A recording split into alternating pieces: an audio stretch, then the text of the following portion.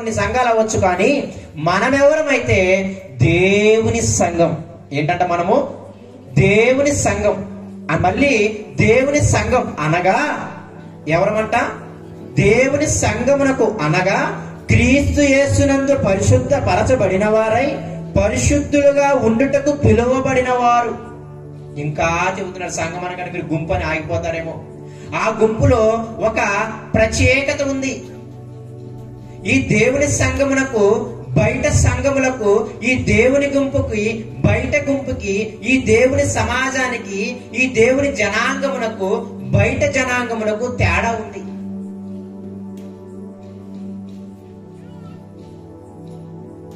ఆయన చాలా క్లియర్ గా చెప్తున్నాడు పౌలు గారు.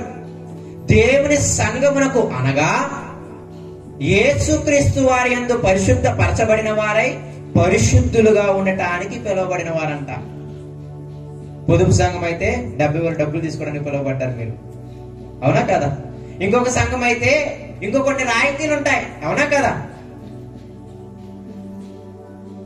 అలాగే ఈ దేవుని సంఘం అనగానే ఆయన అంటున్న మాట ఏంటంటే, యేసు క్రీస్తు రక్తమునందు మనందరము పరిశుద్ధపరచబడిన వారమై, అనగా మనందరము మన పాపములను ఒప్పుకొని మారు మనసు పొందుకొని యేసు క్రీస్తు రక్తములో కడగబడిన వారమై అప్పుడే పరిశుద్ధులమయ్యాం. అలాగా మనం యేసు రక్తముల చేత కడుగబడిన వారమై మళ్ళీ పరిశుద్ధులుగా ఉండడానికి పిలవబడ్డాం. ఎందుకంటే మళ్ళీ వెనక జీవితానికి వెళ్ళడానికి కాదు. ఈ పదజాలం మీరు చాలా జాగ్రత్తగా అర్థం చేసుకోవాలి. దేవుని సంఘము అనగా ఎవరు అంటే, యేసు క్రీస్తు రక్తములో తన పాపములను కడిగి వేసుకొని ఆ పాత పాప జీవితాన్ని, ఆ ప్రాచీన స్వభావాన్ని అంతటిని కూడా బాప్తిజం ద్వారా సమాధి చేసుకొని ఇప్పుడు కొత్త నవీన జీవితము, నవీన స్వభావము అనగా పరిశుద్ధులుగా ఉండటానికి పిలువబడిన వారు. మళ్ళీ చెబుతున్నాను, మీరు ఇంకా మారు మనసు పొందకుండా, పాపాలు క్షమించబడకుండా, బాప్తిస్మము తీసుకోకుండా ఉంటే మీరు దయచేసి దేవుని సంఘము కాదు. తప్పుగా అర్థం చేసుకోమాకండి. మీకు దేవుని సంఘములో ఉండే రాయితీలు మీకు వర్తించవు. దేవుని సంఘముకు కొన్ని రాయితీలు ఉన్నాయి. ఏంటి తెలుసా? పరలోకము. పరలోకం అనేది దేవుని సంఘముకు మాత్రమే చెందినది. పరలోక రాజ్యము ముందు ఇది ఆ నరకం యొక్క, పాతాళ లోకం యొక్క ద్వారాలు ఉన్నాయే, అవి నిలవనేరవు.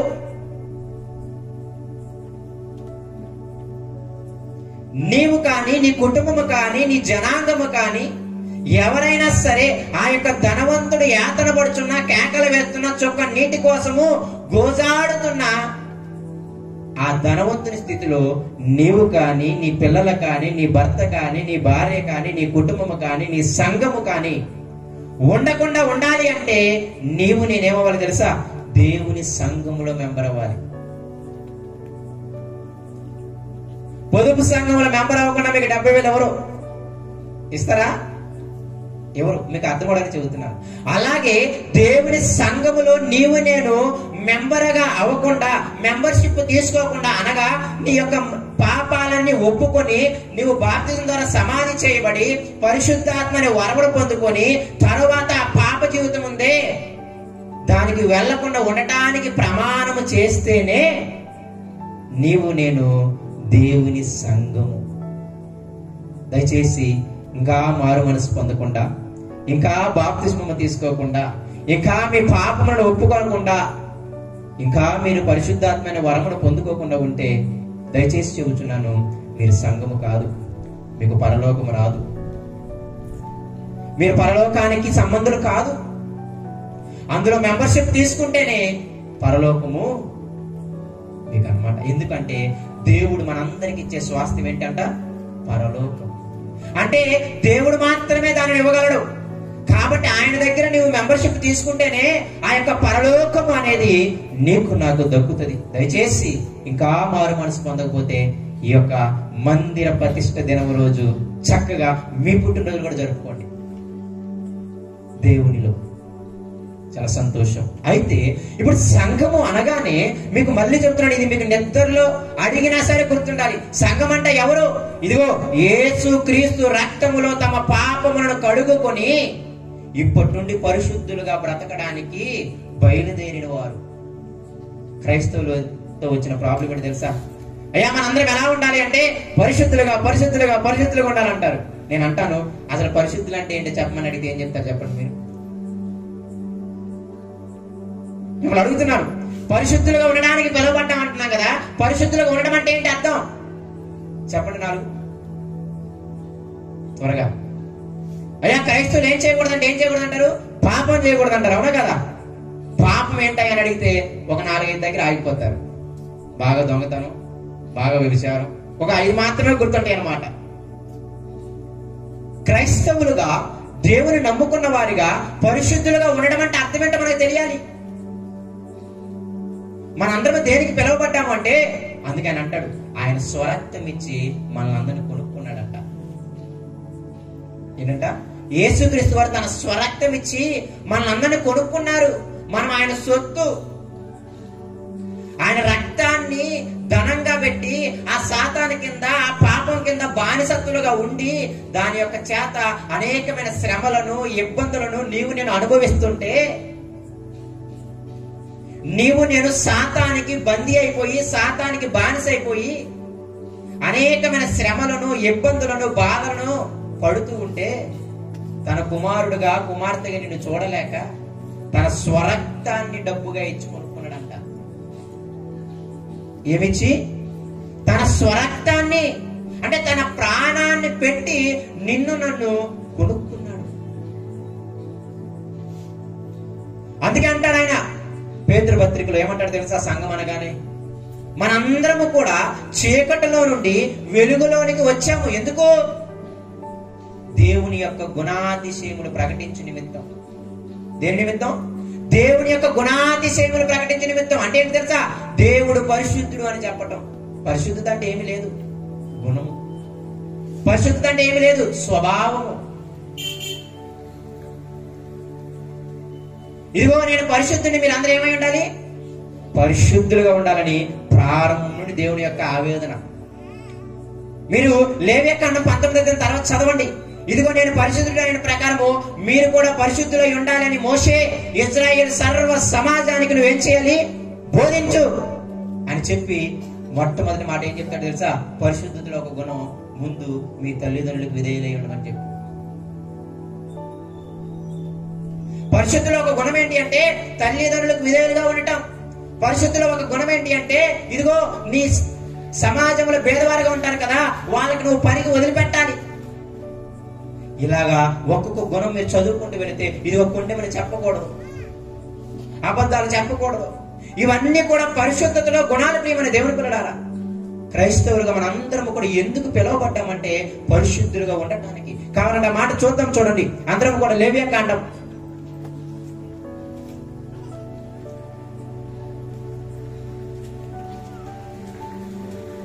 19వ అధ్యాయం, లేవియాకాండం 19వ అధ్యాయం మొదటి వచనం నుండి నేను చదువుతాను, చాలా జాగ్రత్తగా ఆలకించండి. మరియు యెహోవా మోషేకు ఇలాగ సెలవిచ్చెను, ఇశ్రాయేలు సర్వ సమాజముతో ఇట్లు చెప్పుము, మీరు పరిశుద్ధులై ఉండవలెను, మీ దేవుడైన యెహోవానగు నేను పరిశుద్ధుడనై ఉన్నాను. మోషేకి ఆజ్ఞలు ఇచ్చి ఆ ఇశ్రాయేలు సమాజము, అప్పటికే అన్ని జనాంగ సమాజంలో నుండి వాళ్ళు ఏం చేయని వాళ్ళు ప్రత్యేకింపబడిన వారు. అవునా కదా? సంఘము అనగానే మీరందరూ ఆలోచన చేయండి, అసలు సంఘానికి దేవుడిచ్చిన నిర్వచనం ఏంటో ఎప్పుడన్నా మీరు ఆలోచన చేశారా? సంఘం అంటే దేవుడు ఏం నిర్వచనం ఇచ్చాడు మీకు తెలుసా? సంఘము అంటే దేవుని చేత పిలువబడిన వారు, దేవుని చేత పిలువబడి, దేవుని చేత ప్రత్యేకింపబడి, దేవుని చేత పంపబడటానికి వచ్చిన వాళ్ళు అన్నమాట మనందరం. ఈ మాటను మీరు బాగా గుర్తుపెట్టుకోవాలి. సంఘం అంటే ఒక మాట మనం చూసాం కదా, పరిశుద్ధులుగా ఉండడానికి పిలువబడిన వారమని. అయితే ఇంకొక మాట ఏంటి అంటే సంఘం అంటే దేవుని చేత మనందరం పిలువబడ్డామంట. అందుకే యేసుక్రీస్తు వారు ఏమంటారు తెలుసా? దేవుడు ఆకర్షిస్తే కానీ ఎవరు నా యొద్దకి రారు అన్నారు. ఇదిగో మేము వాక్యం చెప్పడం వల్ల, లేకపోతే మీ దైవజనులు గారు వాక్యం చెప్పడం వల్ల, లేకపోతే ఇంకొకరు మాట చెప్పడం వల్ల మీరు వచ్చేసారు అనుకుంటే భ్రమ. ఆ మాట చెప్పినప్పుడు మీ హృదయాన్ని తెరిచి పరిశుద్ధాత్మ ద్వారా ఆ మాటను పట్టుకునేలా చేసింది ఎవరు అంటే దేవుడు. అందుకే లూదియా హృదయం తెరిచాడు. అప్పుడు పౌలు గారు చెప్పిన మాటలను ఆమె ఉంది లక్ష్యం ఉంచింది. ఆమె హృదయం తెరవకపోతే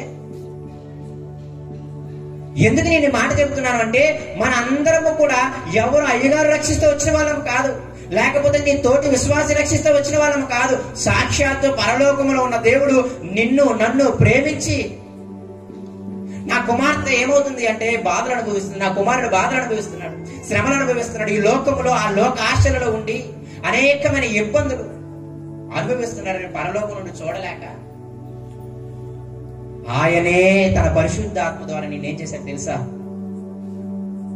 ఆయనే ఆకర్షించుకొని, ఆయనే దైవజనులు పంపించి, ఆయనే నోటి మాటలు చెప్పించి, ఆయనే హృదయం తెరచి, ఆ మాటలను మళ్ళీ ఆయనే నిన్ను లక్ష్యించేలా చేసి, ఆయనే నిన్ను సంఘానికి తీసుకొస్తారు. ప్రతిదీ కూడా దేవుని యొక్క ప్రేమే. మనందరినీ దేవుడు ఆకర్షించాడు. ప్రేమ దేవుని పిల్లరా, మనందరినీ దేవుడు పిలుచుకున్నాడు, వెంటబడి రక్షించుకున్నాడు. ఎందుకయ్యా అంటే మీరు ప్రత్యేకింపబడాలి అని. దేని నుండి అయ్యా అంటే లోకము నుండి. లోకములో లేనిది పరిశుద్ధత. ఆ పరిశుద్ధత లేకుండా మీరు ఇప్పుడు దాకా ఉన్నారు, కానీ ఇప్పుడు మీరేమయ్యారు? లోకము నుండి ప్రత్యేకింపబడిన వారు, లోక ఆశల నుండి ప్రత్యేకింపబడిన వారు. ఇలా ప్రత్యేకింపబడి మళ్ళీ లోకంలోకి పంపబడిన వాళ్ళు. మళ్ళీ మీరే ఇప్పుడు చెప్పాలి దేవుడు ఇటువంటి దేవుడు అని మీరు నమ్మాలి అని. అవునా కదా? దేవుడు ఆకర్షించుకొని మనల్ని పిలుచుకున్నాడు, మనల్ని ప్రత్యేకించుకున్నాడు సమాజంలో నుండి, లోకంలో నుండి. మళ్ళీ మనల్ని ఏమంటున్నాడు? వెళ్ళి మీరు సమస్త జనులు ఏం చేయాలి? నాకు శిష్యులుగా చేయండి అన్నాడు. సంఘము అంటే ఇది అర్థం. దేవుడి చేత పిలువబడి, దేవుడి చేత ప్రత్యేకింపబడి లోకం నుండి మళ్ళీ దేవుని చేత సంఘం చేత పంపబడేవారు ఎవరు? సంఘము. సంఘము లోకములో కలవదంట. ఆ శరీరాశలో, ఆ నేత్రాశలో, ఆ జీవబడంబములో, ఆ ధనాపేక్షలో సంఘము కలవదంట. కానీ సంఘము లోకాన్ని మాత్రం తనలో కలుపుకుంటుందంట. సంఘము పాపంలో కలవదు, కానీ ఆ పాపంలో ఉన్న సమాజాన్ని మాత్రం తన పరిశుద్ధతలో కలుపుకుంటుందంట. ఇవన్నీ సంఘానికి దేవుడిచ్చినటువంటి నిర్వచనాలు. అంత గొప్పది సంఘం. అందుకే ఊరకనలేదు. సంఘము ముందు పాతాళలోక ద్వారాలు ఏమవ్వమంట? నిలవలేరు. సంఘాన్ని చాలా గొప్పగా చూశాడు ఆయన. మీరు లోకానికి వెలుగు, మీరు లోకానికి దిక్కు, మీరు లోకానికి ఉప్పు.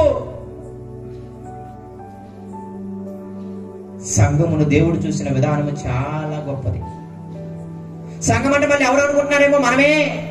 అంటే నిన్ను నన్ను దేవుడు చూసిన విధానము, నిన్ను నన్ను దేవుడు పెంచాలనుకున్న విధానము, నీవు నేను బ్రతకాలనుకున్న విధానము దేవుడు చాలా గొప్పది.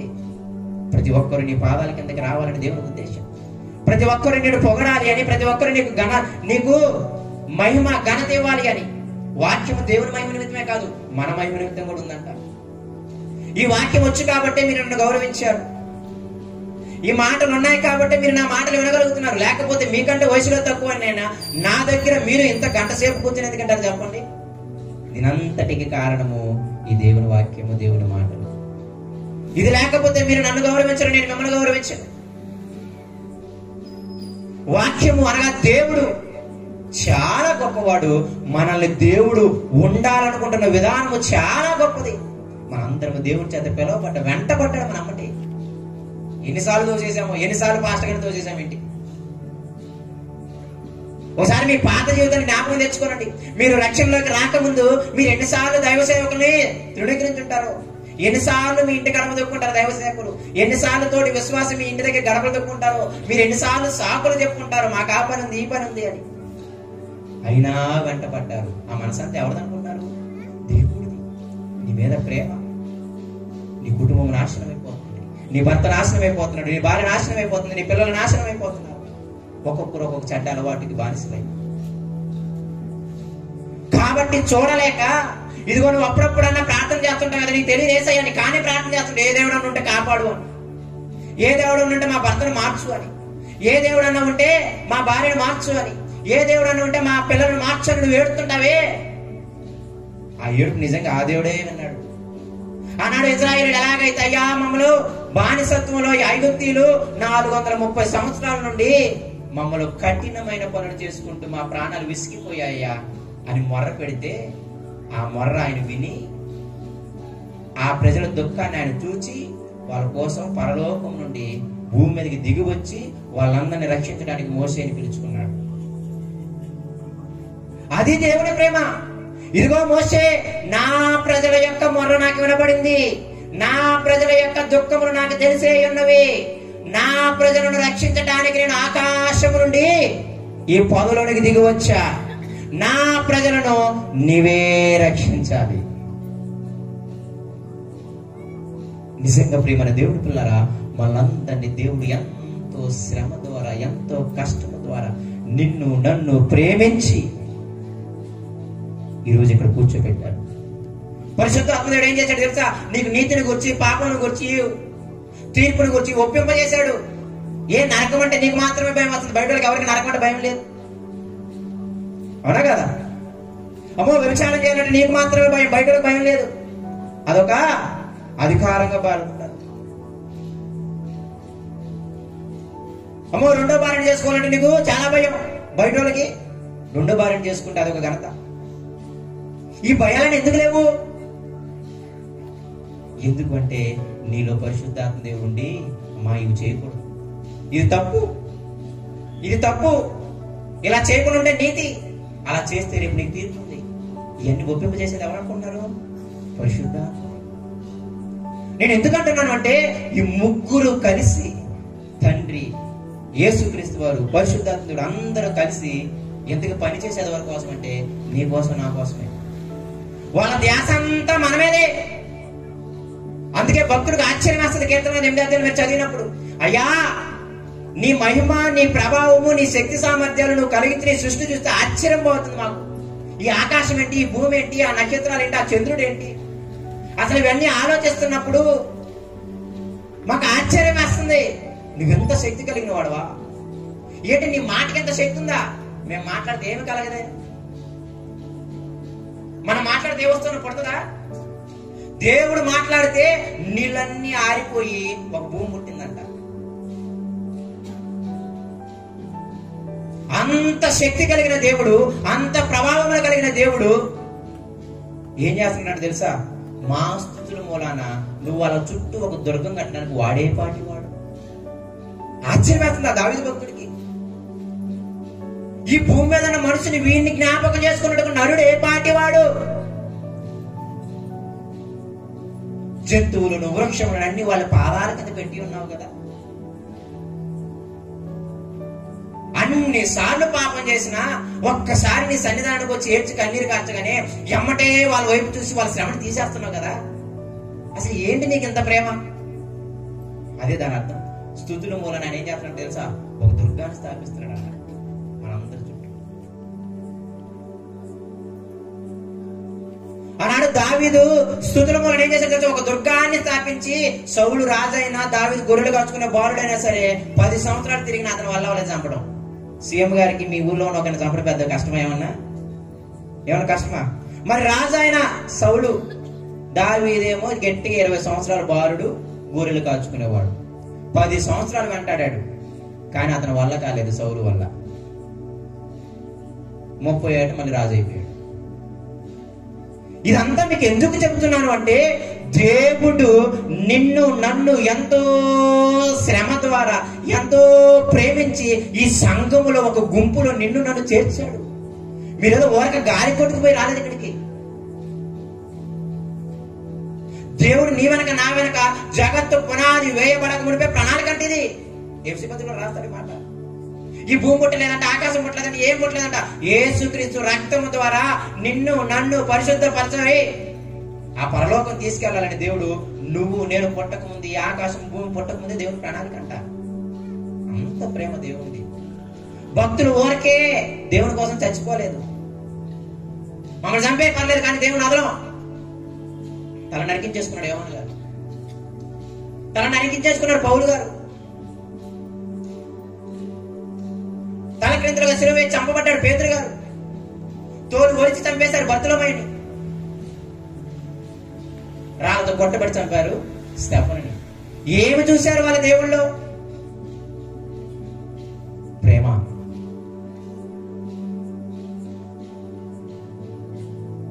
మమ్మల్ని రక్షించడానికి వాళ్ళు ఎంత ప్రణాళిక వేసింది. పరలోకంలో కోట్ల మంది దేవదూతలు పరిశుద్ధుడు పరిశుద్ధుడు పరిశుద్ధుడు పరిశుద్ధుడు అని నిత్యము కొనియాడుతుంటే అదంతా వదిలేసి భూమి మీద ఈ దాసుని స్వరూపము, ఈ దరిద్రమైన శరీరాన్ని ధరించుకొని బతికావే, ఏంటయ్యా నీ ప్రేమ?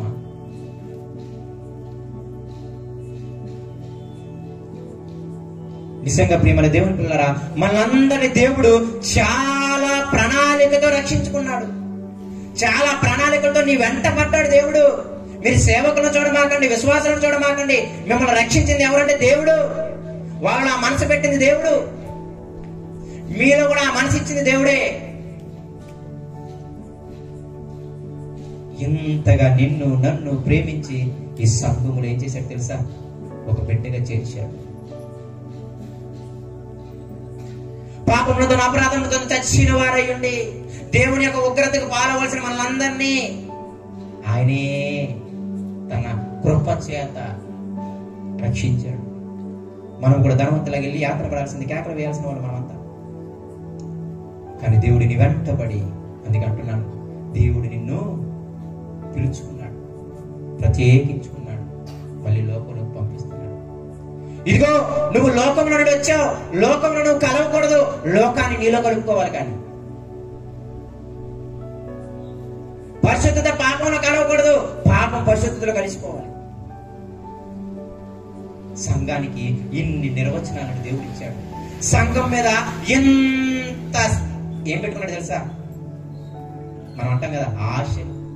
మీ కొడుకు మీద మీరు పెట్టుకుంటారే, మీ భర్త మీద మీరు పెట్టుకుంటారే, మీ పిల్లల మీద మీరు పెట్టుకుంటారే, మీ భార్య మీద మీరు పెట్టుకుంటారు ఆశలు. అంతకంటే ఉన్నతమైన ఆశలు పెట్టుకున్నాడు. అదంతా దేని ద్వారా సాధ్యం తెలుసా? పరిశుద్ధులుగా ఉండటం ద్వారా. దేని ద్వారా సాధ్యం? పరిశుద్ధులుగా ఉండటం ద్వారా. అందుకే సర్వ సమాజం ఏమంటుందో తెలుసా? నేను పరిశుద్ధులై ఉన్న ప్రకారం మీరు కూడా ఏమై ఉండాలి? పరిశుద్ధులై ఉండాలి అని. ఇదిగో ఆ అన్య జనాంగములను ప్రత్యేకించుకున్నా నా జనాంగం ఇజ్రాయెల్తో చెప్పు మోషే అంటున్నాడు ఆయన. చూడండి ఆ మాట, 19వ అధ్యాయము. మీరు పరిశుద్ధులై ఉండవలని 2వ వచనము. మీ దేవుడైన యెహోవానగు నేను పరిశుద్ధుడనై ఉన్నాను, మీలో ప్రతి వాడు తన తల్లి తండ్రికి భయపడవలెను. ఎందుకు పరిశుద్ధత ఏంటో కింద చెబుతున్నాడు. మొదట ఏమన్నాడు? మీరు పరిశుద్ధులై ఉండాలి, ఆజ్ఞాపించు. ఎందుకు పరిశుద్ధత అంటే ఏంటయ్యా? ఎందుకు పరిశుద్ధత అంటే ఏంటయ్యా అని దేవుడు అడిగితే మొట్టమొదటి ఏంటంటే తెలుసా? ముందు నీ తల్లికి తండ్రికి నువ్వు నేనేం చేయాలంట? భయపడాలంట. పరిశుద్ధత అది ఒక గుణము. తర్వాత మాట చూడండి, 9వ వచనము. మీరు మీ భూమి పంటను కోయినప్పుడు మీ పొలములో యొక్క ఓరలను పూర్తిగా కోయకూడదు, నీ కోతలు పరిగెను ఏరుకొనకూడదు, నీ ఫలవృక్షము తోటలో పరిగెను కూర్చుకొనకూడదు, నీ ఫలవృక్షముల తోటలో రాలిన పనులను ఏరుకొనకూడదు, పేదలకును పరదేశులకును వాటిని పెట్టి. పరిశుద్ధుల్లో 2వ గుణం ఏంటి తెలుసా? పేదవాళ్ళని, విధవరాండ్రని, తల్లిదండ్రులు లేని పిల్లలకి ఏం చేయాలంటే తెలుసా? నువ్వు పరిగి వదిలేయాలి. అంటే ఏంటి తెలుసా? నీ సంపాదనలో కొంత వదిలేయాలి. నీ సంపాదనలో కొంత పక్కన పెట్టాలి. ఎవరి కోసం? పరదేశులకి, పేదలకి. ఇప్పుడు పరిగెలు లేవుగా మరి. దాని అర్థం ఏంటి అంటే, నువ్వు కష్టపడి పొలంలో పండించుకుంటావు కదా, ఆ పంటలో కొంత ఎవరికి వదిలేయాలి? పేదలకు వదిలేయాలి, పరదేశులకు వదిలేయాలి. ఇది పరిశుద్ధతలో 2వ గుణం. మొదటి గుణం తల్లిదండ్రులకు భయపడాలి. 2వ గుణం ఏంటి తెలుసా? పరిశుద్ధులో తోటి సహోదరులకు సాయం చేయాలి. చూడండి తర్వాత ఇన్ని మాటలు చెబుతాడు. చూడండి 11వ వచనము. నేను మీ దేవుడైన యెహోవాను, మీరు దొంగిలింపకూడదు, బొక్కకూడదు, ఒకరితో ఒకటి అబద్ధం ఆడకూడదు. ఇది పరిశుద్ధత అంటే. ఇవన్నీ లోకంలో ఉంటాయి. వాళ్ళ నుండి మీరు ఏమై చేయడారు? ఏం చేయబడ్డారు? మీరు ప్రత్యేకింపబడ్డారు. మీరు అందరూ ప్రత్యేకింపబడిన జనం. ఏంటి ప్రత్యేకం? వాళ్ళందరూ పొందుతారు, వాళ్ళందరూ అబద్ధం ఆడతారు. ఇక్కడ వాళ్ళని అనడానికి కాదు, మీరు జ్ఞాపకం పెట్టుకోండి దయచేసి. పరిశుద్ధత అంటే ఏంటో మనకు తెలియలేదు. పరిశుద్ధత అంటే నీ తల్లిదండ్రుల మాటలకు నువ్వు విధేయుడుగా ఉండాలి అని. ఈనాడు అనేక మంది తల్లిదండ్రులు గుండెకోత, పిల్లలు మాట్లాడట్లేదని. దేవుని ఎరగిన వారైతే ఒక అందం, దేవుని ఎరిగిన పిల్లలే ఇప్పుడు బాగలేదు. మరి ఇంకేంటి? నువ్వు ప్రత్యేకింపబడింది. అదేంటి? నువ్వు ప్రత్యేకింపబడిన వాడిని అంటావు కదా, నేను లోక సంబంధిని కాదంటున్నావు కదా. మరి దేవుని ఎరగిన పిల్లల కుటుంబం అలాగే ఉంది, కాదు కదా. అదే అంటున్నాడు, తల్లిదండ్రులకు భయపడాలయ్యా, తోటి వారికి సహాయం చేయాలయ్యా. ఇదిగో నువ్వు దొంగిలించకూడదు, ఇంకా బొంకకూడదు, తర్వాత ఒకరితో ఒకరు అబద్ధం ఆడకూడదు, నా నామమును బట్టి అబద్ధ ప్రమాణము చేయకూడదు, నీ దేవుని నామాన్ని అపవిత్రపరచకూడదు, నేను యెహోవాను, నీ పొరుగువాని హింసింపకూడదు, వాని దోచుకొనకూడదు, వాని కూలి మరునాటి వరకు నీ అంతా ఉంచుకోరాడు. బయటోడు కమిషన్ తీసుకుంటాడు, వానరు మనము కమిషన్ తీసుకుంటాం. ఎక్కడుంది ప్రత్యేకం? వాళ్ళు 600 అని చెప్తారు, వాళ్ళకి ఇచ్చేది 500, 100 రూపాయలు జోబులు వేసుకుంటారు. మనము కూడా అమ్మా కూలి 500 అమ్మా, అంతకంటే ఎక్కువ తీసుకునేది 600, 700. ఎక్కడ ప్రత్యేకింపబడ్డాను చెప్పండి. ఇంకా ముందుకెళ్తే చూడండి ఏమంటున్నాడు, 14వ వచనము, చెవిటి వాడిని తిట్టకూడదంట, గుడ్డి వాడిని ఎదుట అడ్డం వేయకూడదంట, నీ దేవునికి భయపడవలెను, నేను యెహోవాను, అన్యాయపు తీర్పు తీర్చకూడదంట, పేదవాడిని పక్షపాతము చేయకూడదంట, గొప్పవాడిని అభిమానము చూపకూడదంట, న్యాయమును బట్టి నీ పొరుగువానికి తీర్పు తీర్చవలెను, నీ ప్రజలలో కొండెములాడుచు ఇంటింటికి తిరగకూడదంట. ప్రత్యేకింపబడిన గుంపు యొక్క లక్షణాలు. ఇదిగో యేసుక్రీస్తు రక్తంలో పరిశుద్ధపరచబడిన వారై పరిశుద్ధులుగా ఉండడానికి పిలువబడ్డారు కదా సంగమా. మీరందరూ సంఘము కదా, మీరందరూ లోకమును ప్రత్యేకింపబడిన వారు కదా అని అంటున్నాడు. మీరు ఇంటింటికండి వాళ్ళ మీద మీద చెప్పకూడదమ్మా, అది ప్రత్యేకింపబడిన వారి లక్షణం కాదు. ఇంకా అలా ముందుకు వెళ్తే మీకు ఎన్నెన్ని ఉంటాయి చూడండి. అక్కడ నీ సహోదరునికి ప్రాణహాని చేయకూడదు, నేను యెహోవాను, నీ హృదయములో నీ సహోదరుని మీద పగబట్టకూడదు, నీ పొరుగువాని పాపము నీ మీదకి రాకూడనట్లు నీవు తప్పక వారిని గద్దించాలి, కీడుకు ప్రతి కీడు చేయకూడదు, నీ ప్రజల మీద కోపం ఉంచుకొనక నిన్ను వారిని నీ పొరుగువాన్ని ప్రేమింపవలెను. ఈ విధంగా మీరు చదువుకుంటారండి, పరిశుద్ధత అంటే ఏంటో మీకు తెలుస్తుంది. సంఘం ఇవన్నీ కలిగి ఉంటే అప్పుడు లోకం మనల్ని చూసి నేను కూడా వాళ్ళలో కలిసిపోవాలనుకుంటారు. అంతేనే కదా. ఎవరికి కావాలి, ఎవరికి వద్దంటారు చెప్పండి భర్తలు మారటం, ఎవరికి వద్దంటారు చెప్పండి భార్యలు మారటం, ఎవరికి వద్దంటారు చెప్పండి పిల్లలు సరైన నడవడిలో బ్రతకుండా ఉండటం. కారణం ఏంటి అంటే మనము సరిగ్గా లేక, మన భర్తలు సరిగ్గా లేక, మన భార్యలు సరిగ్గా లేక, మన పిల్లలు సరిగ్గా లేక, మనం యేసయ్యని సరిగ్గా వాళ్ళకి చూపించక. నిజంగా దేవుడు మన మీద పెట్టుకున్న ఆశ చూడండి. జగత్తు పునాది వేయడానికి ముందే నీ వెంట నా వెంట పడి రక్షించుకున్నాడంట. యేసుక్రీస్తు తన స్వరక్తం ఇచ్చి నిన్ను నన్ను కొనుక్కున్నాడంట. ఎందుకంటే మీరు అందరూ పరిశుద్ధులుగా ఉండాలయ్యా. పరిశుద్ధ ఈ గుణాలన్నీ ఉండాలి మన దేవుని పిల్లారా.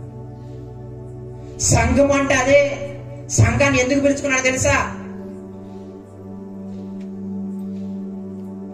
సంఘాన్ని ఎందుకు పిలుచుకున్నాడు మీకు తెలుసా? ఒకటే ఒకదాన్ని పిలుచుకున్నాడు. దీనికి ప్రేమ కలిగి ఉండటానికి. ఇదిగో సంఘంలో మీరు ఎలా ఉండాలని తెలుసా? ప్రేమ కలిగి ఉండటానికి మాత్రమే నిన్ను నన్ను ఈ సంఘంలో చేర్చాడంట. అందుకే మీరు ఎఫ్సి పత్రిక ఒకసారి చదివితే మీకు అర్థమవుతుంది. చూడండి ఎఫ్సి పత్రిక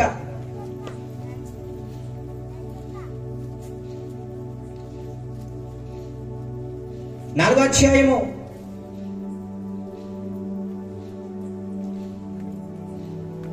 1వ వచనము, కాబట్టి మీరు సమాధానమును బంధము చేత ఆత్మ కలిగించి ఐక్యమును కాపాడుకొనుటయందు శ్రద్ధ వహించాలంట. ఏంటంటే తెలుసా సంగమా, మీరందరూ ఏం చేయాలంటే సమాధానంగా ఉండాలంట.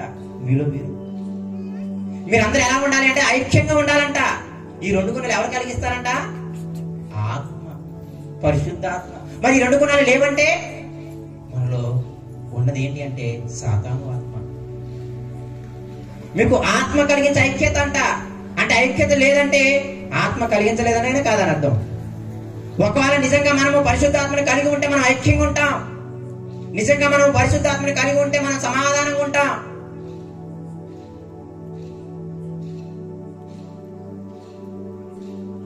తర్వాత మాట, ప్రేమతో ఒకరినొకడు ఏం చేయాలంట?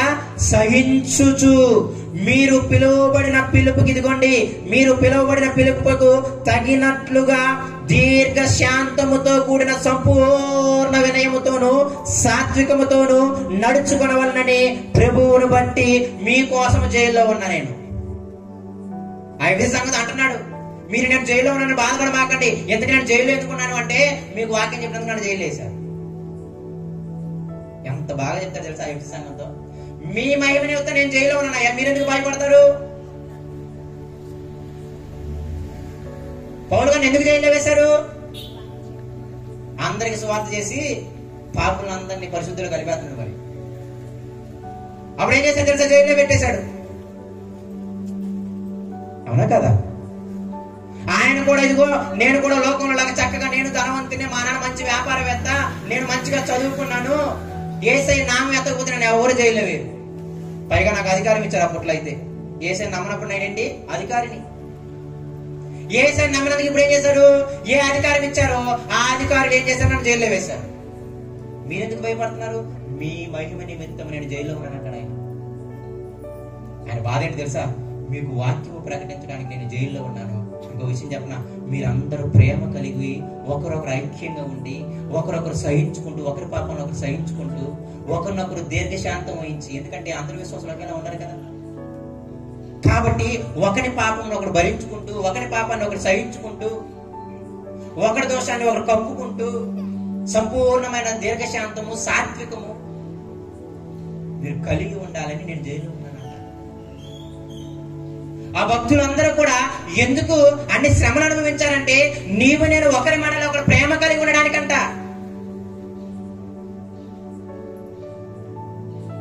వాళ్ళ త్యాగాలని మనం అర్థం చేస్తున్నామేమో ఆలోచించండి. రేపు వాళ్ళ రక్తాలే మన మీద తీర్పుగా ఉంటాయేమో ఆలోచించండి. హేబెలు రక్తం ఎలాగైతే కయీను కోసం మొరపెట్టిందో,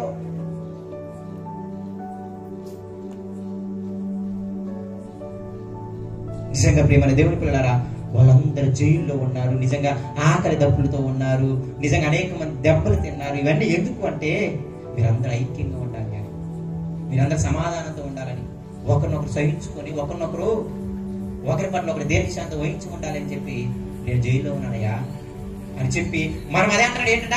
నీవు పిలువబడిన పిలుపుకు తగినట్లుగా. మనం పిలువబడిందే దానికోసం. అదే ప్రత్యేకింపబడిన వారి గుణం. బయట వాళ్ళు సహించరు, బయట వాళ్ళు కడుపులో పెట్టుకోరు.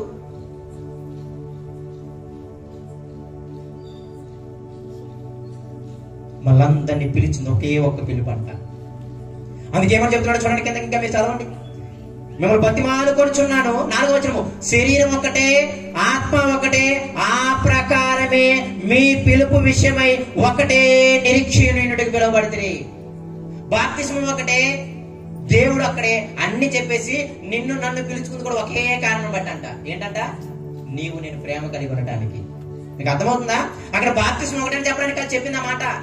దేవుడు ఒకటని చెప్పడానికి కదా మాట చెప్పింది. ఇదిగో బాప్తిస్మం ఒకటే ఎలాగో, దేవుడు ఒకటే ఎలాగో, శరీరం ఒకటే ఎలాగో, ఆత్మ ఒకటే ఎలాగో, మిమ్మల్ని నన్ను దేవుడు పిలుచుకున్న పిలుపు కూడా ఒకటే.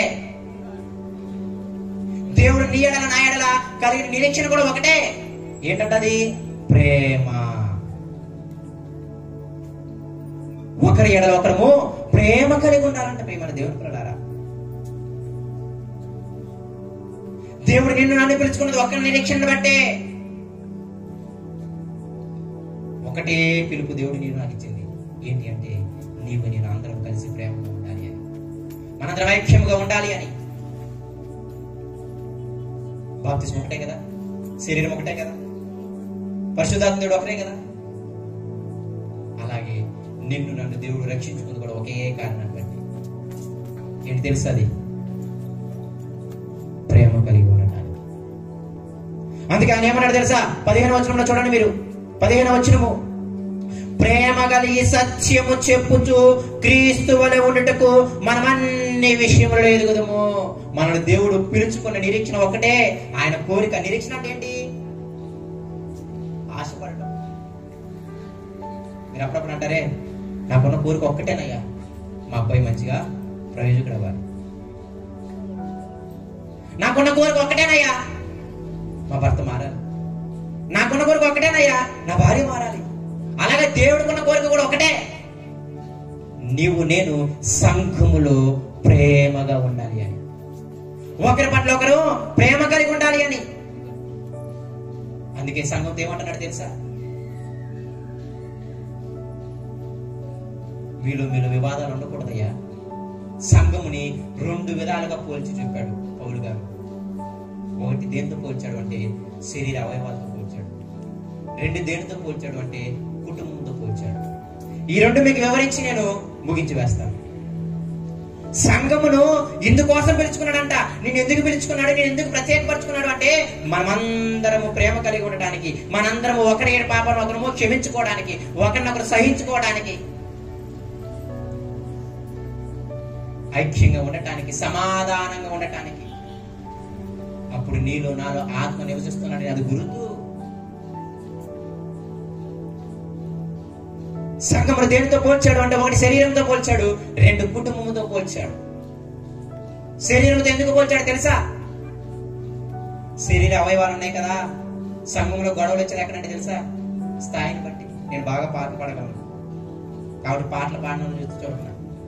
నేను బాగా వాక్యం చెప్పగలను, వాక్యం చెప్పడం రాని వాళ్ళు చూస్తే చూడకున్నా. నేను మందిరంలో ఉదయాన్నే వచ్చి అన్ని పనులు చేయగలను, పని చేయడం చూసి మనకి చూడకున్నా.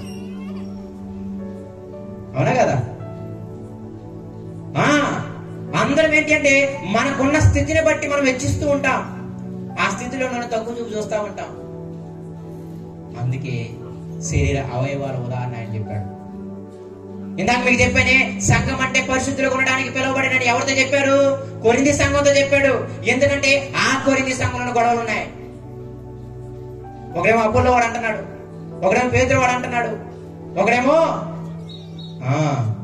ఇంకొక వాడు అంటున్నాడు. గొడవలు వచ్చేసాయి. కొందరు మేము బాగా అన్ని భాషలు మాట్లాడుతున్నాం, వాళ్ళు మాట్లాడలేకపోతున్నారని ఒక్కొక్కరు కొట్టేసుకుంటున్నారు. నేనే భక్తిపరి, నా భక్తిపరాలు కాదు అని.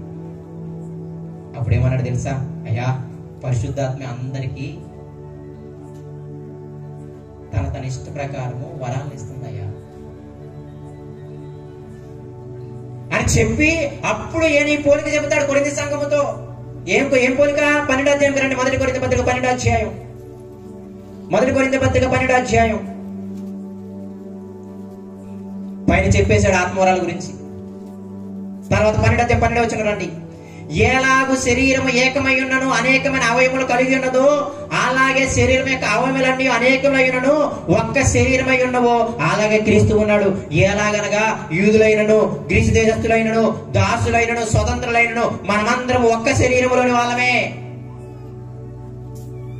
అందరము ఒక్క శరీరంలో అవయవాలమే. శరీర అవయవాలు చూడండి మీరు. ఈ అవయవం పాడైపోయినప్పుడు ఇంకొక అవయవం చేస్తా ఎమ్మటే అది బాధపడుతుంది. అవునా కదా?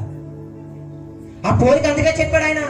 ఇదిగో మీరు ఏంటంటే నేను బాగా పాటలు పాడగలను, నేను బాగా వాక్యం చెప్పగలను, నేను బాగా ధనం ఇవ్వగలను అని చెప్పి ఒకరినొకరు ఏమనుకున్నా తెలుసా? తమ్మును ఎంచుకున్న దానికంటే కూడా ఎక్కువగా ఎంచుకుంటున్నారంట. తన్ను ఎంచుకున్న దానికంటే కూడా ఎక్కువగా ఎంచుకుంటున్నారు. నేనే గొప్పని, దేవుడు నన్నే బాగా ఆశీర్వదించాడు, నేనే ఎక్కువ ఆత్మ కలిగిన వాడిని అని గొడవలు ప్రారంభమయ్యాయి. కానీ దేవుడు ఏమంటున్నాడు తెలుసా? అదే పౌలు గారు ఏమన్నాడు తెలుసా సంఘముతో? నాయన, అవయవాలన్నీ కూడా దేవుడే ఇచ్చాడయ్యా. కాలుకు ఒక పని, చేతులకు ఒక పని, నోటికి ఒక పని, ముక్కుకు ఒక పని. మరి ఇప్పుడు చెప్పండి మీరు, అవయవాలన్నింటిలో ఏది బాగా ఇంపార్టెంట్ అని చెప్తారు చెప్పండి మీరు? గుండె కదా? అవునా కదా? అయితే గుండె ఒకటి తీసుకొని శరీరం అవన్నీ నరికేసుకోండి. ఇంకా చేతులు కాళ్ళు అన్ని నరికేసేయండి. కాళ్ళు చేతులు మాత్రమే ప్రాధాన్యం అంటారా? అయితే కాళ్ళు నరికేసేయండి. లేదు, నోరు మాత్రమే, తల మాత్రమే ప్రాధాన్యం అంటారా? అయితే మడవలు నరికేసేసుకోండి. ఈవెన్ చిన్న చిటికిన వేలు కూడా మనం నరుక్కోవడానికి ఇష్టపడం. ప్రతిదీ అవసరమే. ఎలాగైతే శరీర అవయవాల వివాదం లేకుండా ఉందో మీరు కూడా వివాదం లేకుండా ఉండాలంట. మాట చూడండి.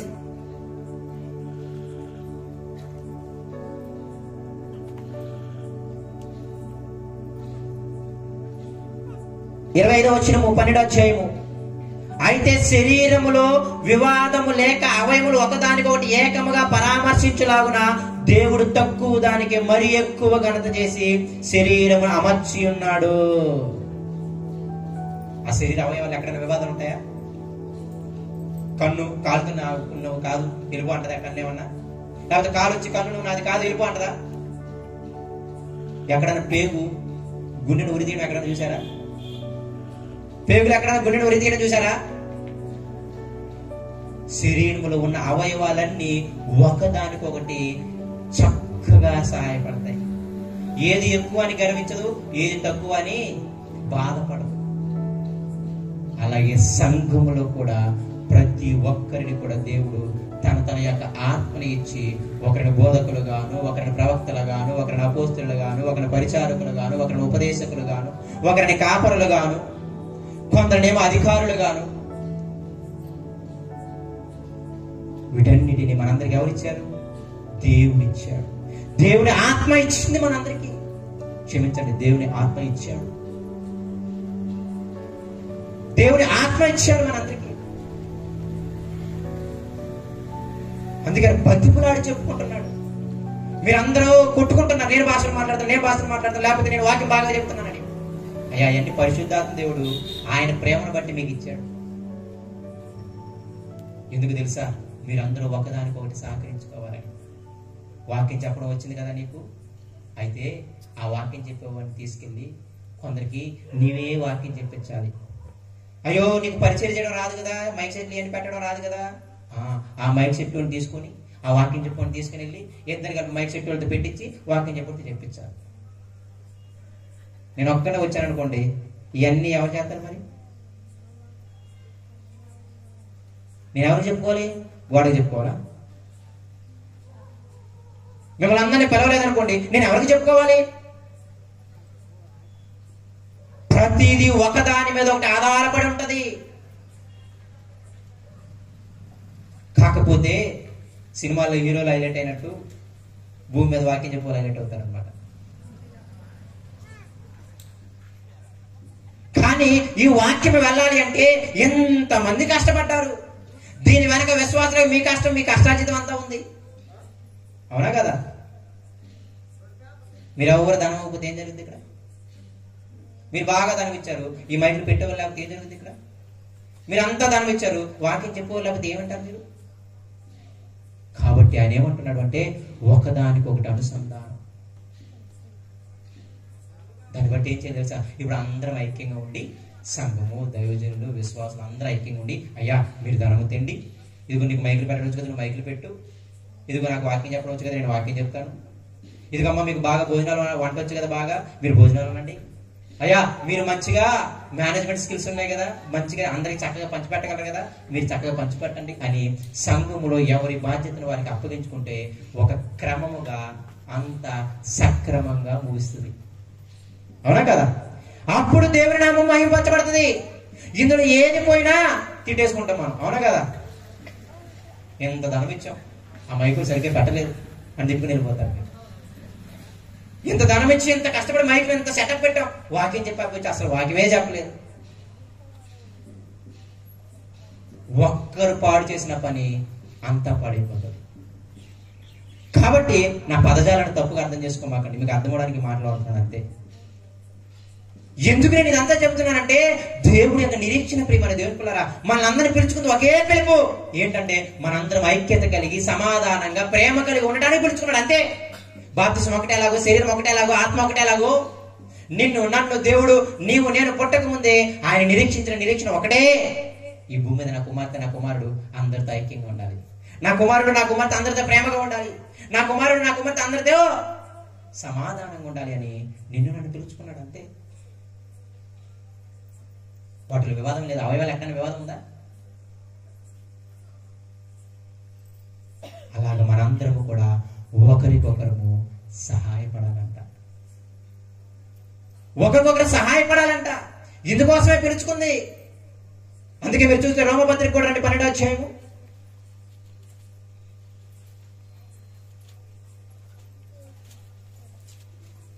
రోమపత్రిక 12వ అధ్యాయము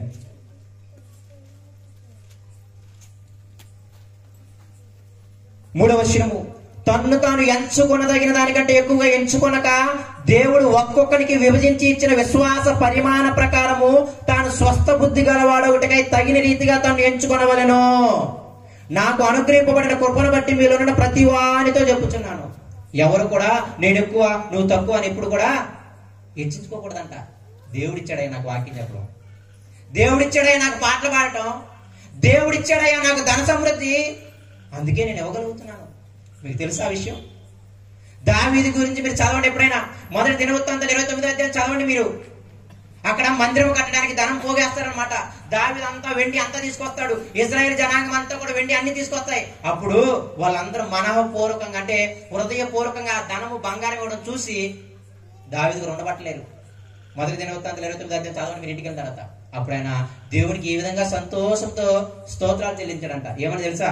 ఆకాశమునకు భూమికి ప్రభువా నీకు స్తోత్రాలు, బలము ఐశ్వర్యం ఇవన్నీ కూడా ఏంటి తెలుసా? నీవిచ్చే దానాలంట. ఎంత నీకు ఇవ్వడానికి మేమే పాటి వాళ్ళమయ్యా, ఇదంతా నీ స్వసంపాద్యము. అదేం మాట?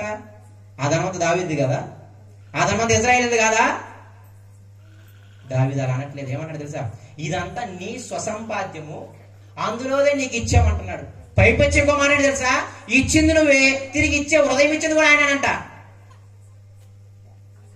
దేవుడికి ఇచ్చే హృదయం కొందరికి వస్తుంది. లోకంలో అందరికి దేవుడికి ఇస్తారా అందరూ? నేను అంటాను ఇప్పుడు, వాళ్ళకి ఎందుకు ఇవ్వట్లేదు, మీరు ఎందుకు ఇస్తున్నారు? చాలా మంది దేవుడికి ఇవ్వరు కదా, మీరు ఎందుకు ఇస్తున్నారు చెప్పండి అంటున్నాను. వాళ్ళకంటే నువ్వు నేను నీతి మంత్రాలమన్నా, నీలో పరిశుద్ధాత్మ దేవుడు ఉండి ఆ మనసు కలిగిస్తున్నాడు. అందుకే అనేది అంతా ఇచ్చింది నువ్వయ్యా, నీ స్వసంపాద్యములో మేము మళ్ళీ తిరిగి ఇచ్చే హృదయం ఇచ్చింది కూడా నీవే. అక్కడ వాడబడిన పదజాలము దానములు అంటే ఏంటి తెలుసా? అడుక్కోగా నువ్వు భిక్షంగా పడేసావు. ఎన్నోసార్లు అందరూ బాగా పాటలు పాడుతుంటే అయ్యా నాకు పాటలు పాడటం రాలేదని ఎవరికి తెలియకుండా గదిలో కన్నీరు గారు అయ్యా నాకు మంచి స్వరం, అయ్యా నాకు మంచి స్వరం, అయ్యా నాకు మంచి స్వరం అని ఏడిస్తే భిక్షంగా పడేశాడు పాటలు పాడడం. అయ్యా చాలా మంది సువార్త చేసి అనేక మంది వ్యక్తులను మారుస్తున్నారయ్యా, నాకేమో నీ మాటలు చెప్పడానికి భయం వేస్తుంది, నాకు నోరు పెగలటం లేదు, కాబట్టి నేను ఆ సహోదరులకు నేను కూడా సువార్త చేసి అనేక మంది నీ కోసం రక్షించాలయ్యా అని చెప్పి ఎవరికి తెలియకుండా సన్నిధానంలో కన్నీరుగా అయ్యా నాకు ఇవ్వు, అయ్యా నాకు ఇవ్వు, అయ్యా నాకు ఇవ్వు అని అడుక్కోగా భిక్షంగా పడేశాడు సువార్త చేసే జ్ఞానం.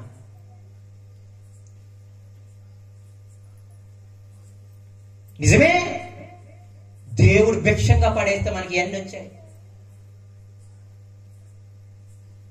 అడుక్కునే వాళ్ళు ఎప్పుడైనా గర్విస్తారా?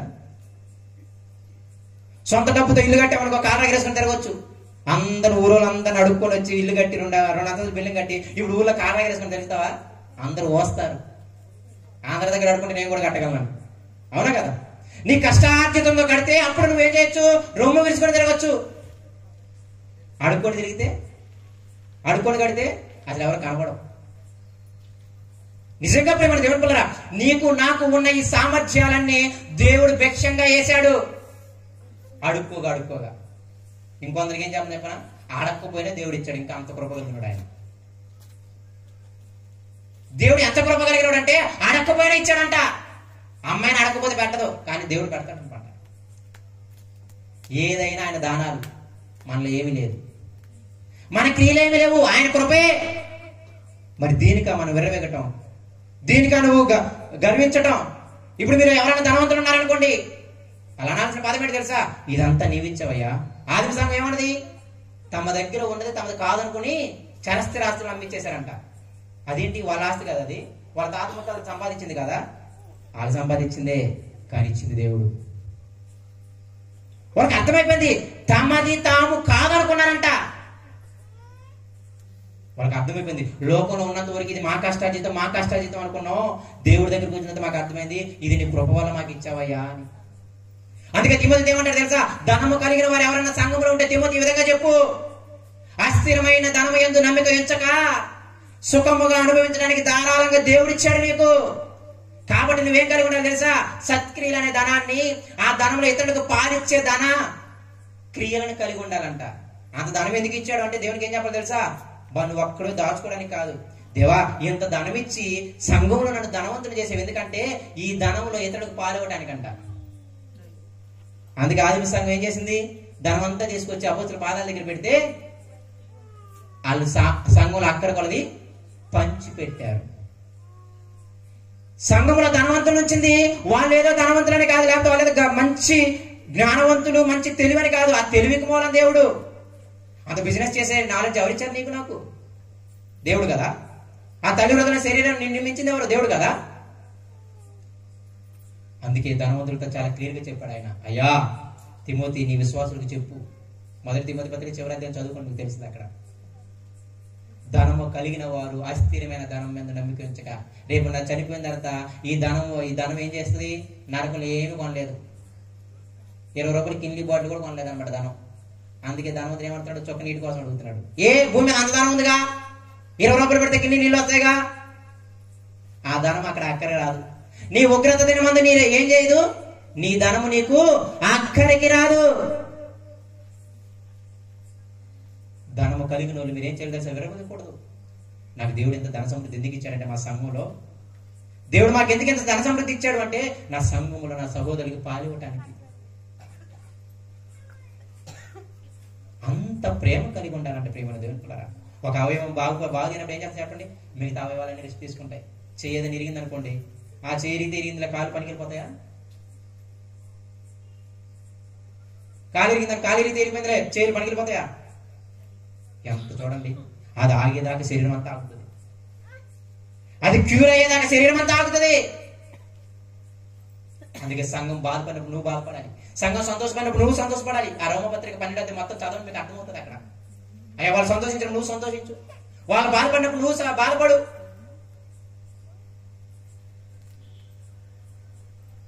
ఆ మాటలు చూడండి, ఇంకా మీకు అర్థమవుతాయి. చూడండి 12వ వచనము,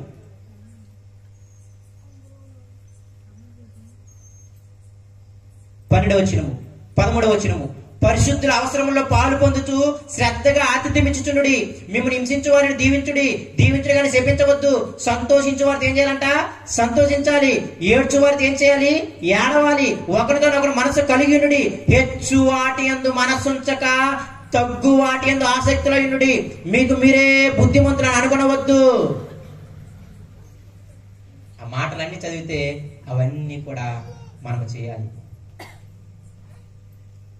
అంత ప్రేమ కలిగి ఉండటానికి దేవుడు ఇచ్చాడని ప్రేమ. దేవుని పిల్లరా, నిన్ను నన్ను సంఘంలో వరకు పెట్టలేదు.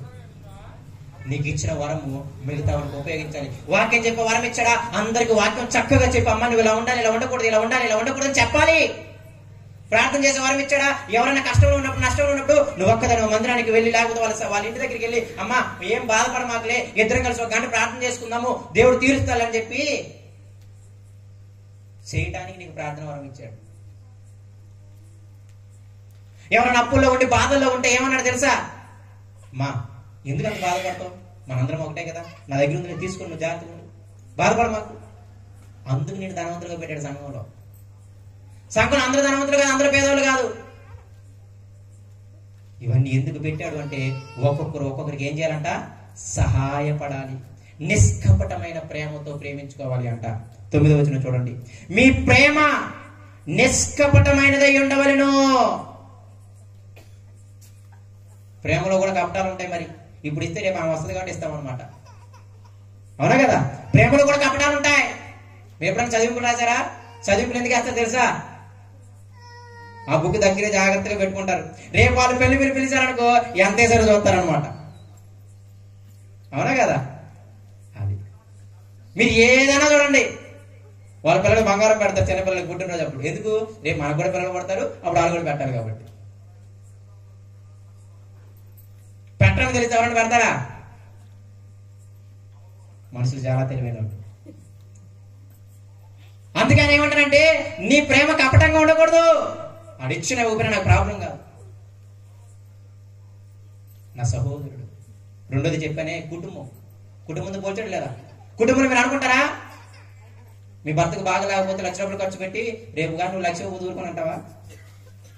నీ కుమారుడు బాగా లేకపోతే 1,00,000 రూపాయలు ఖర్చు పెట్టి నువ్వు 1,00,000 నాకు అప్పుడే జాగ్రత్త గుర్తుపెట్టి అంటావా? మరి సంఘంతో అలా ఎందుకు అంటున్నావు? మరి నీకు సంఘం కుటుంబం అని అర్థం అవ్వలేదు. సంఘం కుటుంబం అని అర్థం అవ్వలేదు. నీ భర్తకి నీ పిల్లలకి చక్కగా అన్నం వండి, పాపం జాబ్ చేసే వాళ్ళు అయితే ఉదయం నుండి సాయంత్రం జాబ్ చేసి ఉదయాన్నే లేచి వాళ్ళ క్యారేజీలు కట్టి మళ్ళీ జాబ్కి వెళ్ళి మళ్ళీ వచ్చి మళ్ళీ అంటు తోముకొని మళ్ళీ చేసుకొని మళ్ళీ వంట చేసి అంతా చేస్తారు. ఎందుకు చెప్పండి? ఎవరి కోసం? కుటుంబం కోసం. భర్త రాగానే నాకెందుకు వీళ్ళకి ఇంత చాకరీ చేస్తున్నాను, ఇలాంతా చచ్చిపోతే బాగుండు అని అనుకుంటారు. మీరేమన్నా అంటే కుటుంబానికి అంత చాకరీ చేస్తూ కూడా నువ్వు చాకరీగా ఫీల్ అవ్వవు. ఇష్టం ఉండదు ఏం చేస్తారు తెలుసా? ఇంకా మంచి మంచి వంటలు వండి పెడుతుంటారు. మరి సంఘం దగ్గరికి వచ్చేసరికి ఏంటి? నీ కుటుంబం కదా వాళ్ళు. సంఘాన్ని కుటుంబంతో అందుకే పోల్చాడు. ఎఫ్సీ పత్రిక ఇందాక చదివాం కదా, పైన వచనాలు చదవండి మీరు. ఏ తండ్రిని బట్టి కుటుంబం అని పిలువబడుతున్నామో ఆ తండ్రి ఎదుట నేను మోకాలు వేసి ప్రార్థన చేస్తున్నాను మీకోసం. ఏమని తెలుసా? ప్రేమలో వేరుపారి స్థిరపడి ప్రేమ యొక్క లోతు దాని యొక్క పొడవు తెలుసుకొని క్రీస్తు జ్ఞానానికి మించిన ప్రేమని మీరు సంతరించుకోవాలని ప్రార్థన చేస్తున్నాడు పౌలు. ఎందుకంటే సంఘంలో ప్రేమ లేదు. మరి పౌలు ఏం చేస్తున్నాడు తెలుసా? ప్రార్థన రోజు, అయ్యా నేను వాక్యాన్ని చెప్పి అందరినీ కట్టగలిగాను కానీ వాళ్ళకి ఇంకా ప్రేమించడం రావట్లేదు అయ్యా. వాళ్ళు ప్రేమ యందు స్థిరపడి వేరుపారి దాని లోతు దాని పొడవు దాని ఎత్తు. ఎవరన్నా ప్రేమ ఎంత లోతు ఉంటుందో తెలుసుకున్నారు ఎప్పుడన్నా? అలా తెలుసుకొని క్రీస్తు జ్ఞానానికి మించిన ప్రేమ అనే పదం వాడతాడు అక్కడ. ఈ వాక్యం 66 పుస్తకాల సారాంశం ఏంటంటే నిన్ను వలె నీ పొరుగుని ప్రేమించడం. 2 ఆజ్ఞలకు అర్థం బైబిల్ అంతా. నీ పూర్ణ హృదయంతో, నీ పూర్ణ మనసుతో, నీ పూర్ణ బలముతో, నీ పూర్ణ ఆత్మతో యెహోవాను సేవించడం. రెండోది నిన్ను వలె నీ పొరుగుని ప్రేమించడం. ఈ రెండిటితో 66 పుస్తకాలు సమాప్తం.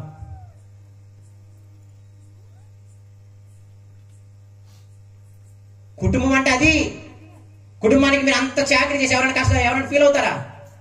సంఘానికి మాత్రం చేసేసరికి దెబ్బకు చచ్చిపోతారు అనమాట. ఎంత చాకరీ చేస్తున్నాడు వాళ్ళకి అర్థం అవటం లేదు. ప్రేమ దేవుడులారా, కుటుంబం అది అర్థం. కుటుంబానికి అప్పుడు డబ్బులు ఇచ్చి మళ్ళీ సాయం చేసి మళ్ళీ తిరిగి కోరుకుంటారు ఎప్పుడన్నా? అలాంటి మనసు సంఘం దగ్గర ఉండాలి. ఇదిగో కుటుంబంలో ఎవరికైనా జ్వరం వచ్చి బాధ వచ్చి వ్యాధి వచ్చి రోగం వచ్చిన సెలవులు పెట్టి మరి చేసుకుంటావు లేదా? నీ భర్తకి, నీ భార్యకి, నీ పిల్లలకి. సంఘస్థులు ఒకరికి ఏదైనా బాధ లేదంటే ఒక పూట సెలవు పట్టడానికి చచ్చిపోతాం మనం.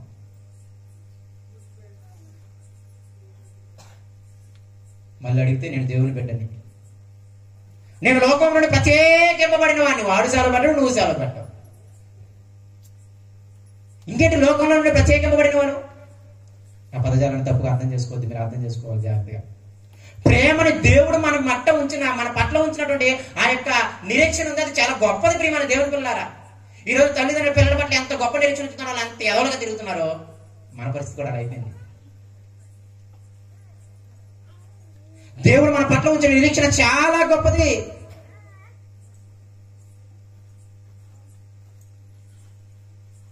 ఇంకొక విషయం చెప్పనా? ఎక్కడికి వెళ్ళిపోయినా సాయంత్రానికి మాత్రం ఇంటికి వచ్చేయాలంటారు అందరూ కదా. ఎందుకు? 2 అంతస్తులు ఇల్లు చూడడానిక? నేను ఆడికెళ్ళిన సాయంత్రం నా భర్తను చూడకపోతే నేను ఉండలేను. నేను ఆడికెళ్ళిన సాయంత్రం నా భార్యను చూడకపోతే నేను ఉండలేను.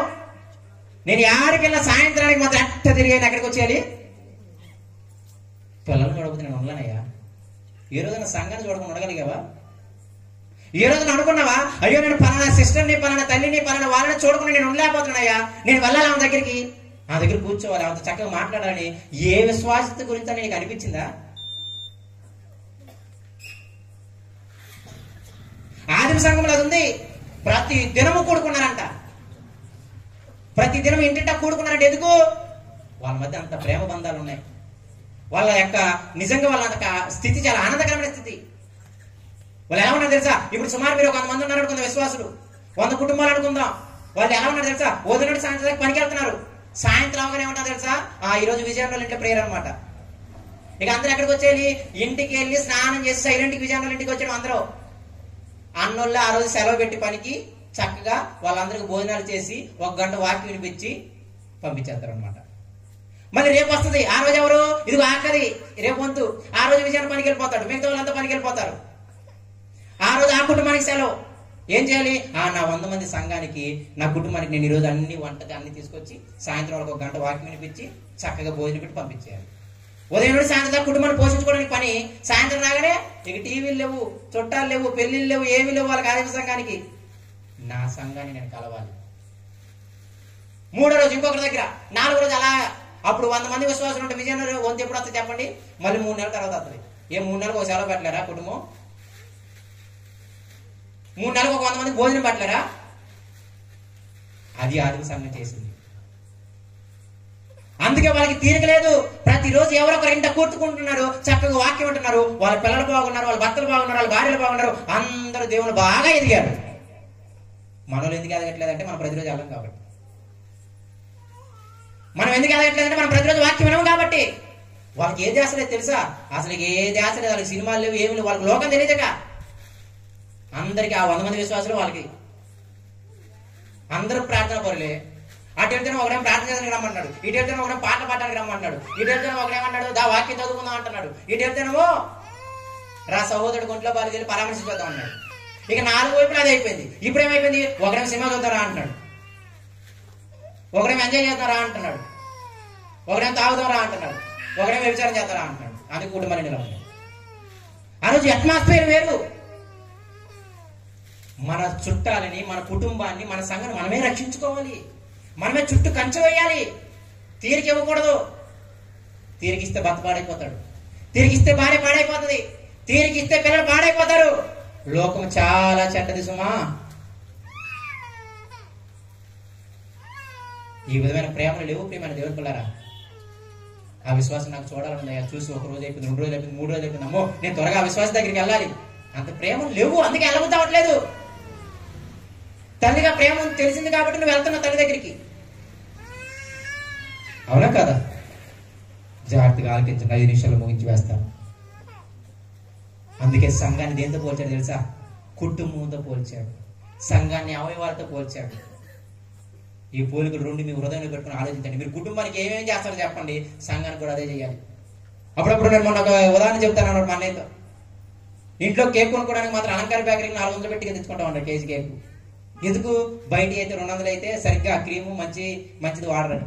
మరి సంఘాన్ని తెచ్చేటప్పుడు ఆ తీసుకురా 200 ఎందుకు 150 దాన్ని తీసుకొచ్చి అంట పక్కది. అవునా కదా?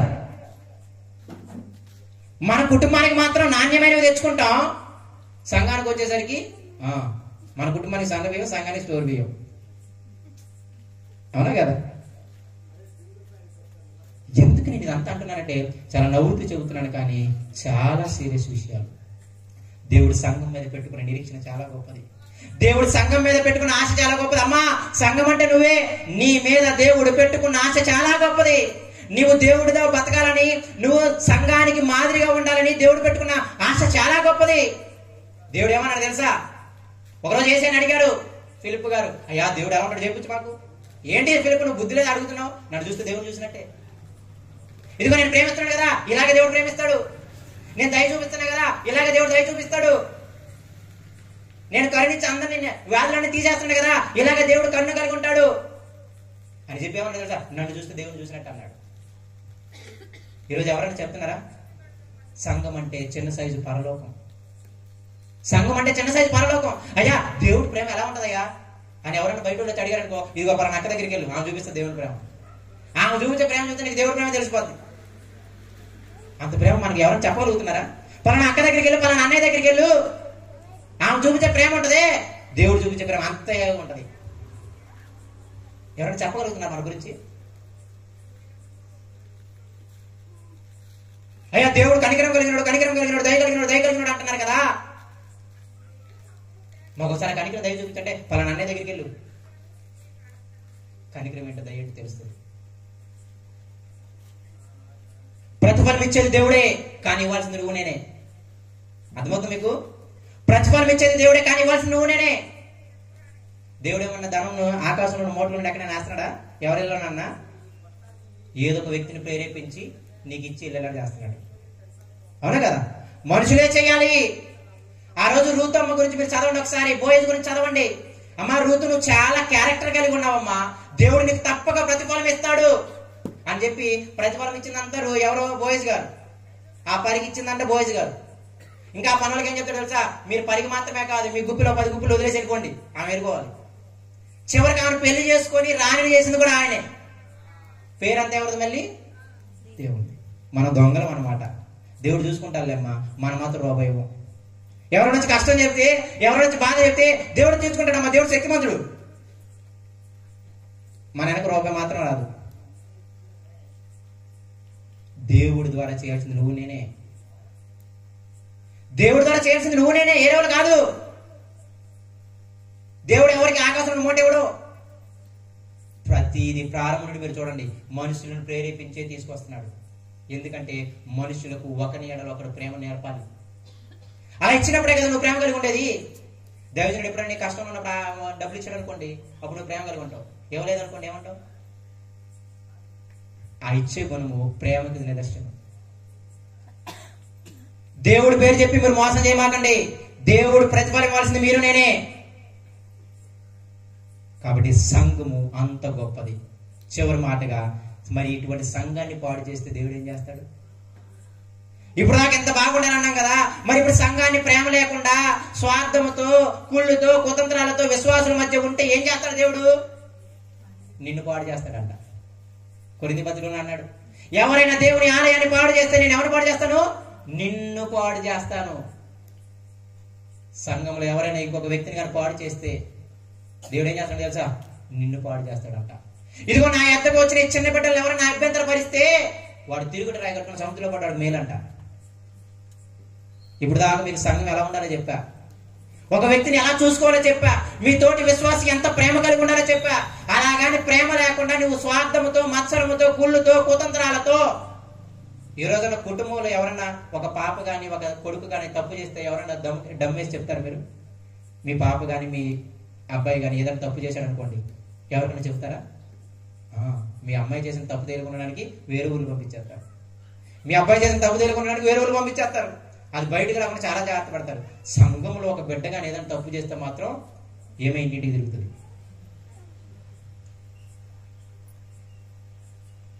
నిజంగా ప్రియమైన దేవుని పిల్లలు చాలా శ్రమ అని అంటున్నాడు. మీరు దేవాలయాన్ని కానీ పాడు చేస్తే మిమ్మల్ని పాడు చేస్తాను.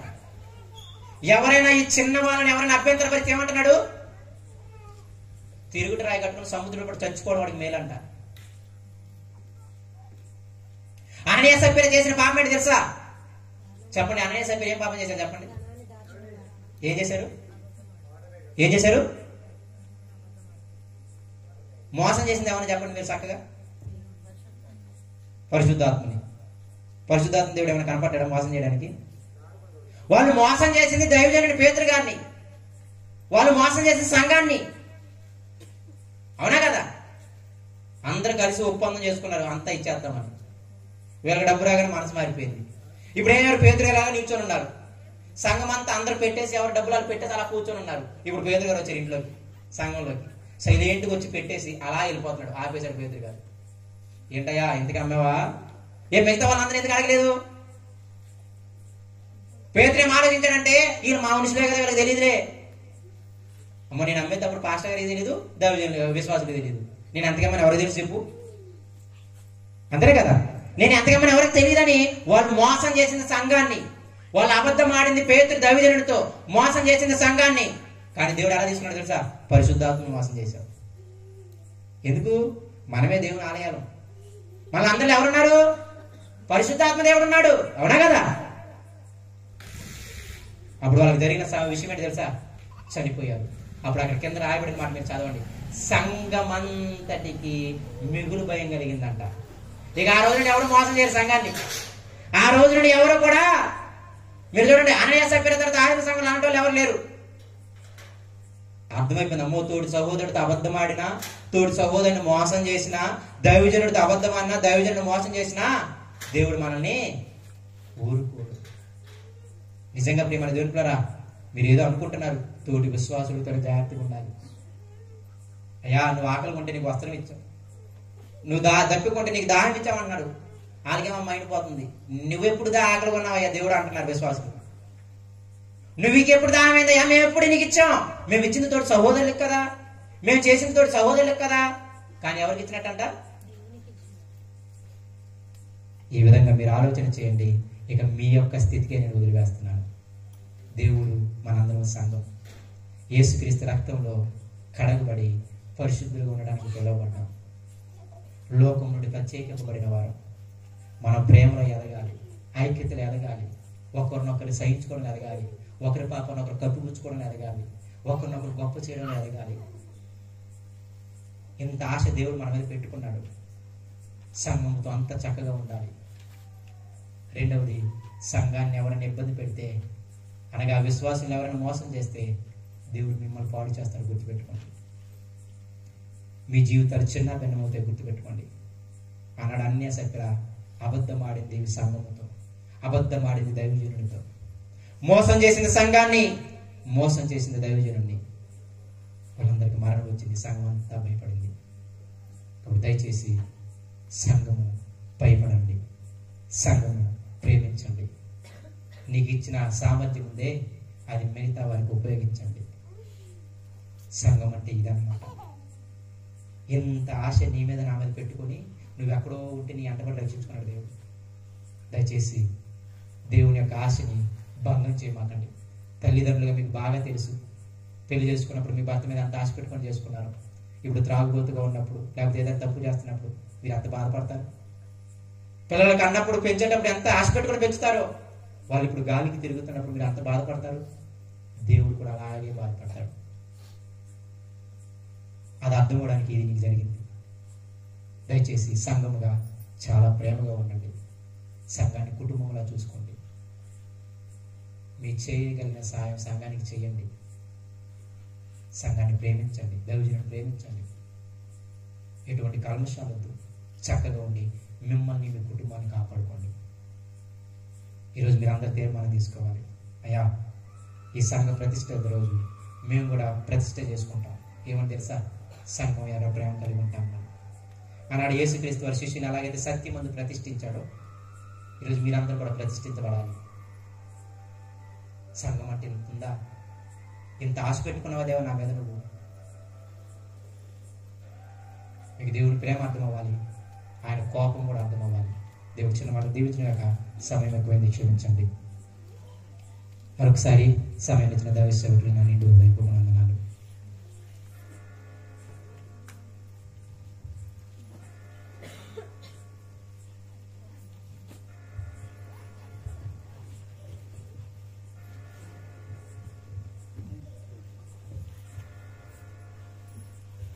క్రైస్తవ సంఘం గురించి అయ్యారు చాలా చక్కగా వర్ణించారు. సంఘం అంటే గ్రీకు పదం ఎక్లేషియా అంటారు. అంటే ఒక దానిలో నుంచి బయటకు తీయబడింది అని అర్థం. అంటే దానికి ప్రత్యేకత ఉండాలి, ప్రత్యేకించబడింది. మిగతా సమాజానికన్నా సంఘానికి తేడా కనపడాలి. ఎందువల్లంటే సంఘానికి ఉన్న ఆ క్వాలిటీస్, ఆ ప్రత్యేకతలన్నీ కూడా మరి ఏ విధంగా ఉండాలనేది ఇప్పుడు మనం చాలా సవిస్తరంగా ఉన్నాం. కనుక మీరు క్రైస్తవ సంఘాన్ని మామూలుగా ఉండటం కాదు, క్రైస్తవ సంఘంలో సభ్యులుగా విశ్వాసిగా ఉన్నప్పుడు మనం ఏ విధంగా జీవించాలి అనే విషయాలు చాలా వివరంగా చెప్పారు. మరి వారందరికీ మరి మన సంఘం తరఫున జడ్సన్ పాల్ గారికి మన హృదయపూర్వక వందనాలు చెల్లిస్తున్నాం. రేపు దినాన్న మళ్ళా మనం 7 గంటలకి పాటలు ప్రారంభమవుతాయి. 7:30కు మనం 8:30 వరకు పాటలు పాడుకుందాం. తర్వాత రేపు రామ్ జయరాజ్ ఫాదర్ గారు వస్తారు, ఆయన వస్తారు. దయచేసి త్వరగా వచ్చి ఇంకా ఖాళీగా ఉంటున్నాయి, ఈ ఖాళీలు పూర్తి చేయాల్సిందిగా మీదే బాధ్యత.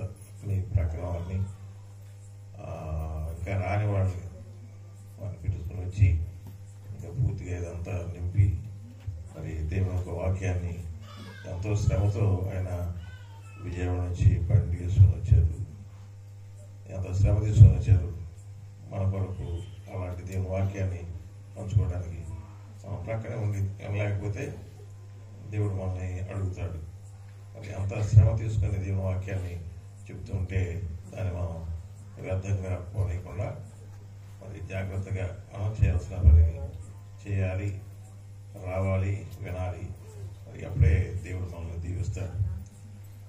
ఈ సమయంలో మనం ప్రార్థన చేసుకుని ముగించుకుందాం.